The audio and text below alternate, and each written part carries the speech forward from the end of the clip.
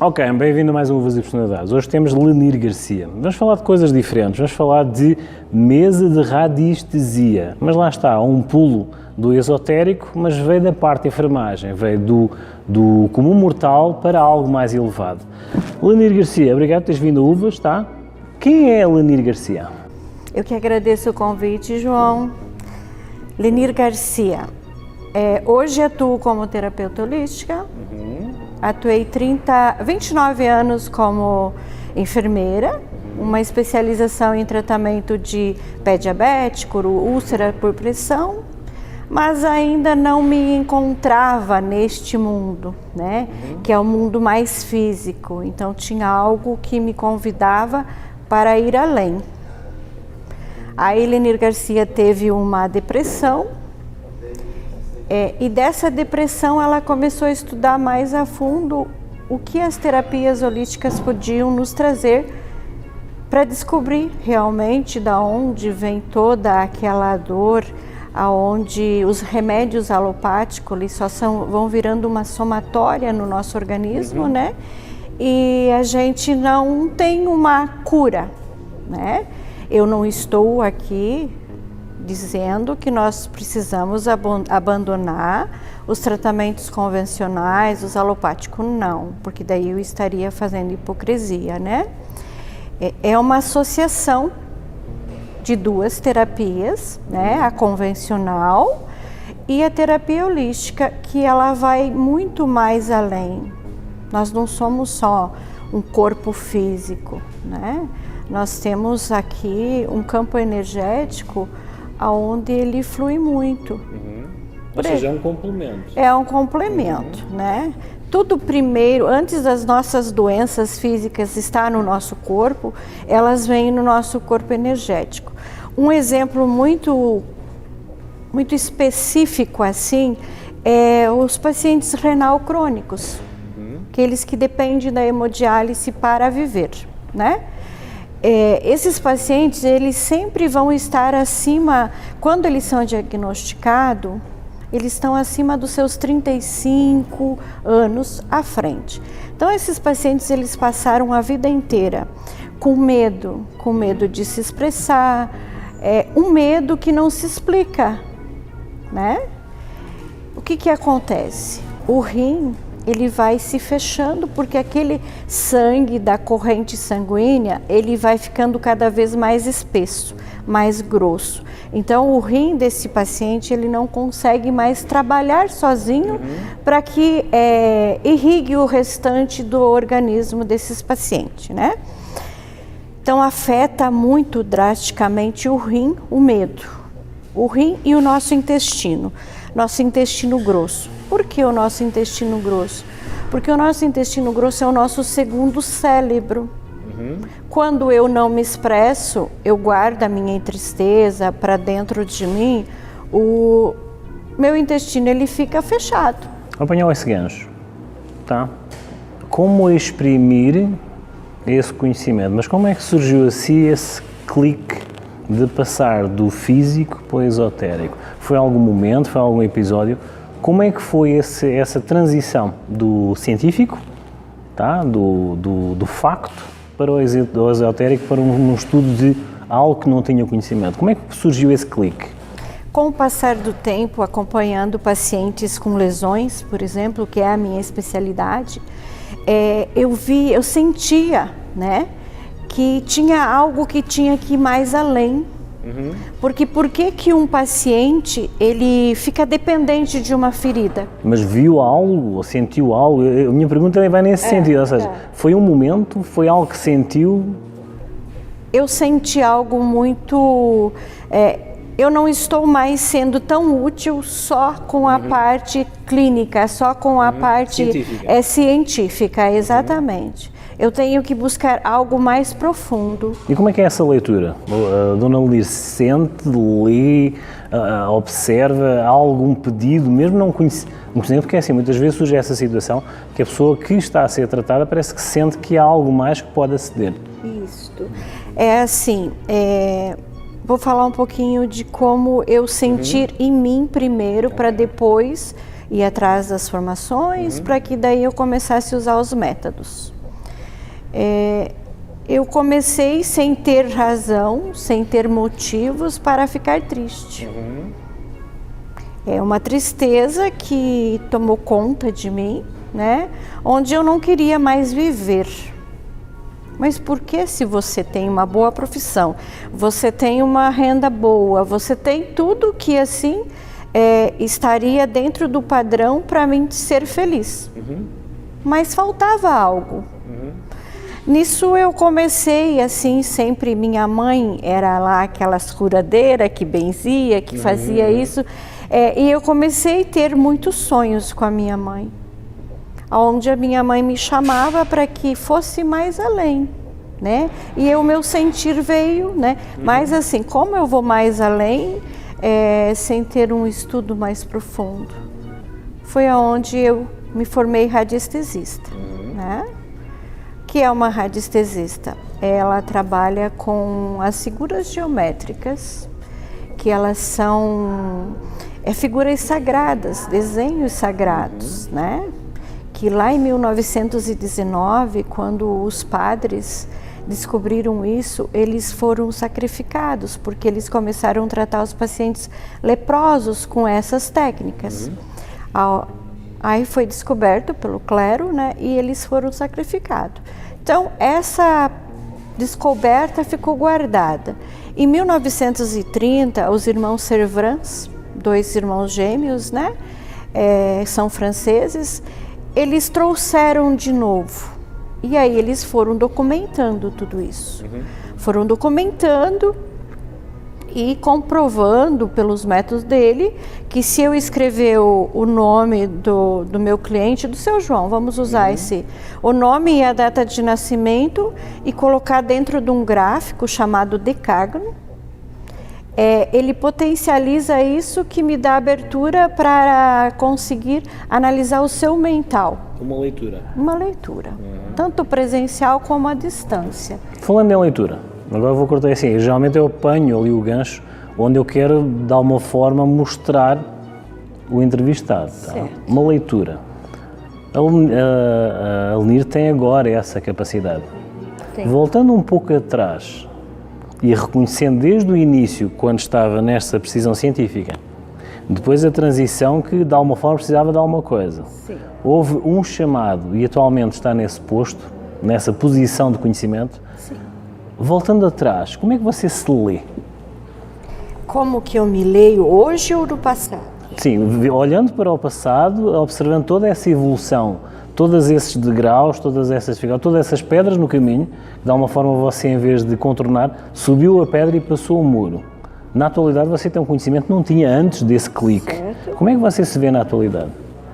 Na essência? Hoje eu me vejo numa essência da onde eu consigo levar ao meu paciente, o meu cliente, né, algo aonde ele vai se autoconhecendo, né, através da minha ajuda, de algo que ele traz com ele lá da ancestralidade, de vidas passadas. Então hoje eu me sinto uma pessoa ainda não totalmente realizada, porque nossa vida é um aprendizado. É um degradinho de posições para que você vá subindo ele. Mas entendo que seja um esclarecimento? Sim, um esclarecimento muito rico.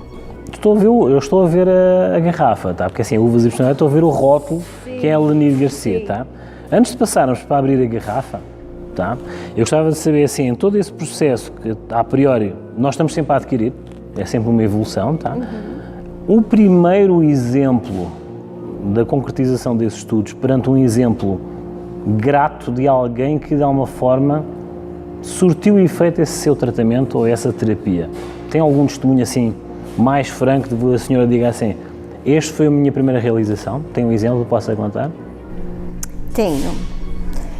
Eu tenho um exemplo de uma criança que aos 45 dias ela teve uma bronquiolite, a qual foi minha primeira paciente, tá? E na época que chegou até a mim, há um ano atrás, a criança com 3 anos de idade, sempre no médico e no antibiótico. E eu tratei essa criança, né? Acompanho ainda até hoje. E com 6 meses, essa bebê ela já não tinha mais necessidade de ficar usando antibiótico, nem as bombinhas, porque desenvolveu uma crise de asma muito grave. Então, ali eu me senti realizada. Ali eu me senti útil à humanidade. É uma luz que você vê nessa altura? É uma luz que eu vejo nessa altura. Agora vamos abrir a garrafa.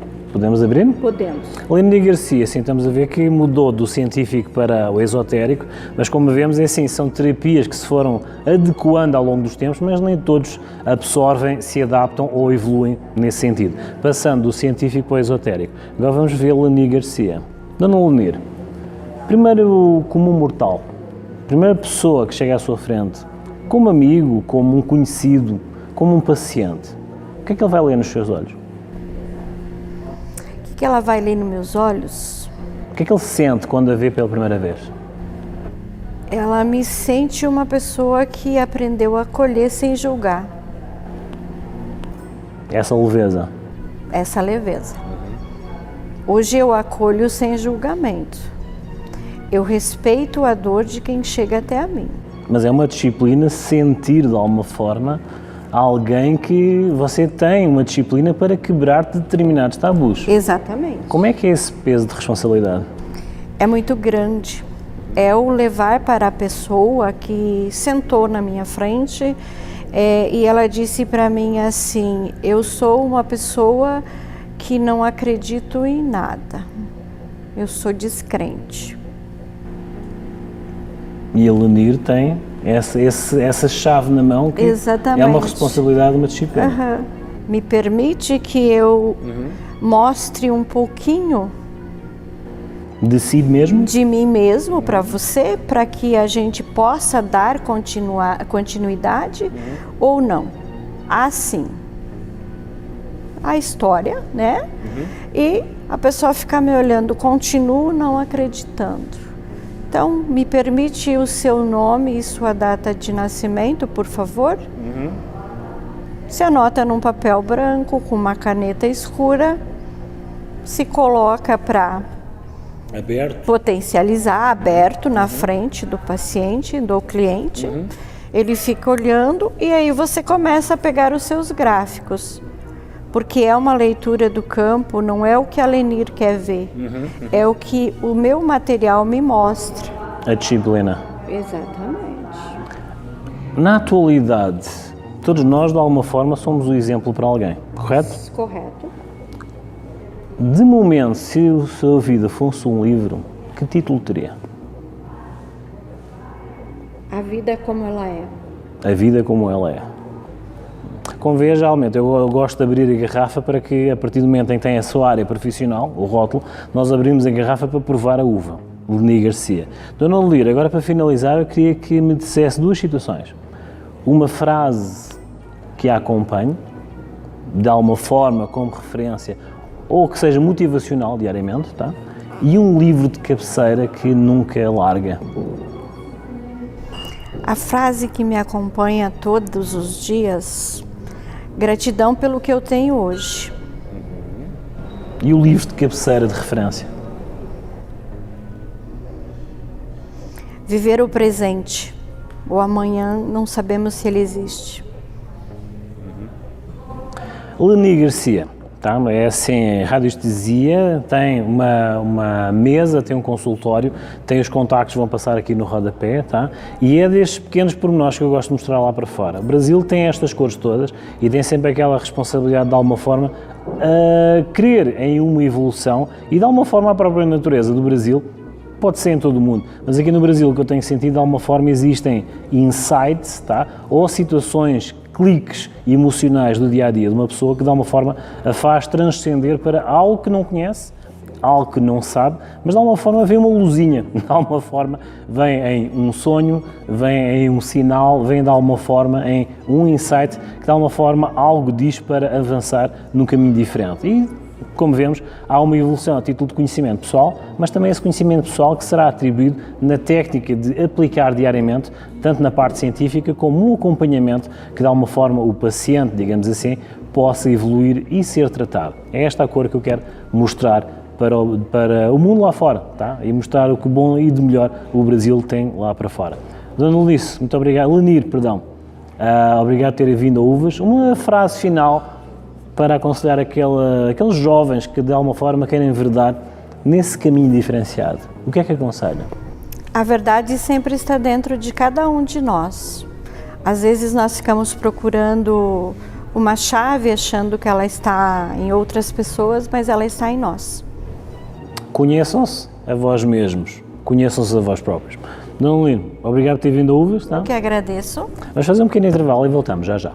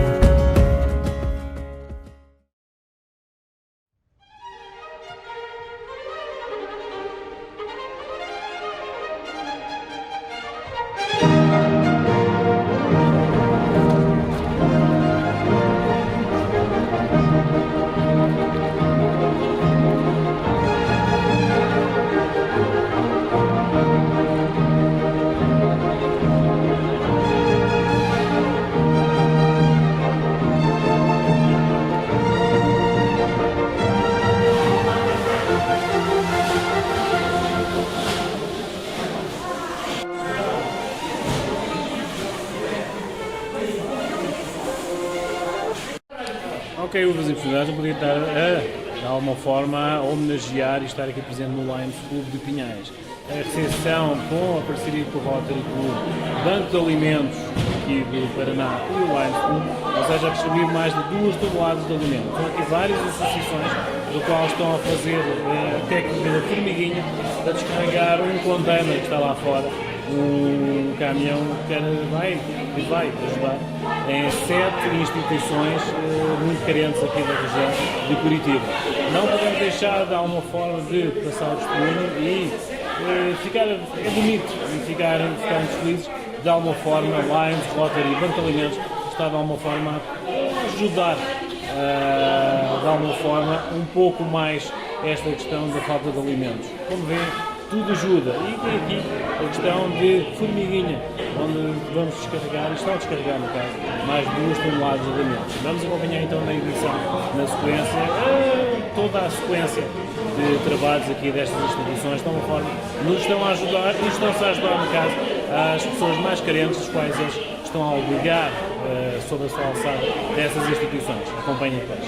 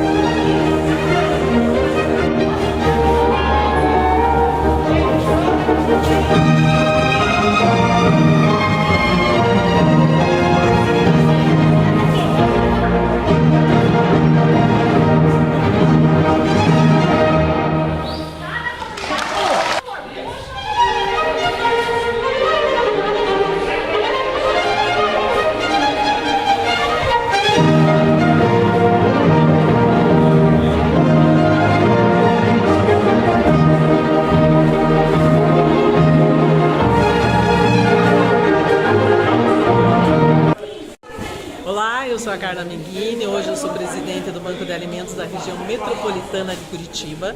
Nós estamos aqui hoje na sede do Lions Pinhais, onde nós recebemos 23 mil quilos de alimento, o qual nós estamos distribuindo para 7 entidades que estão aqui separando, o pessoal está aqui separando para levar para suas instituições aí, aonde nós vamos atender 2.800 pessoas. Obrigada.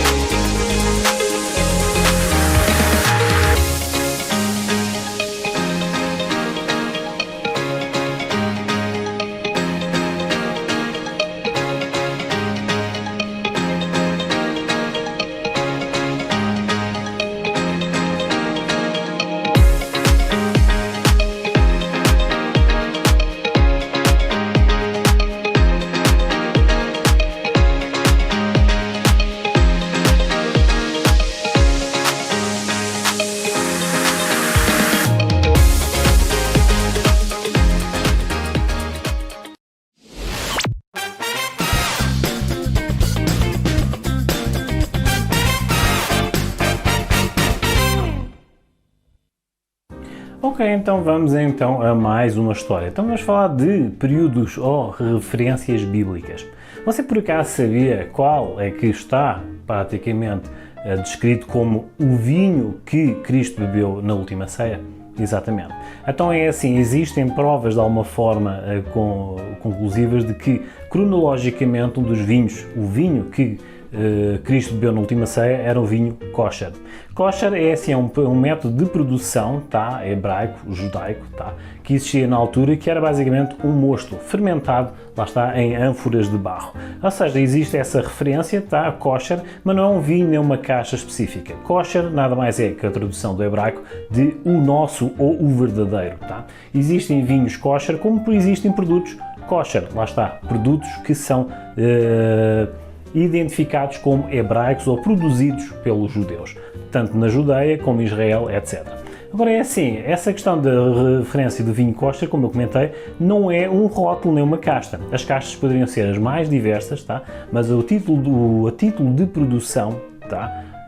A título de produção e de fermentação, muitas vezes naquela altura, cronologicamente falando, não havia uma cepa devidamente identificada. Na altura, todas as cepas tintas que eram apanhadas eram um blend, tá? Então imagine-se que era um blend, tá? Um field blend, como eu costumo dizer, que de alguma forma fazia essa fermentação nas ânforas de barro, tá? E era servido. Na altura não se sabe ao certo, que a partir do momento em que não havia muitas técnicas avançadas de produção ou fermentação, que seria uma fermentação bem básica, mas teria exatamente aquela questão de mosto, um pouco amargo. Mas lá está, como vêem, se quiserem ter uma referência numa prateleira e virem um vinho tinto kosher, tentem ter essa referência de que foi o vinho, tá, que Cristo bebeu na última ceia. Uma referência. Como eu costumo dizer, nada do que foi passado não pode ser presente e será sempre contemporâneo. Estas e outras histórias lá no meu YouTube, acompanhem, inscrevam-se, é gratuito e, como eu costumo dizer, não percam um próximo episódio.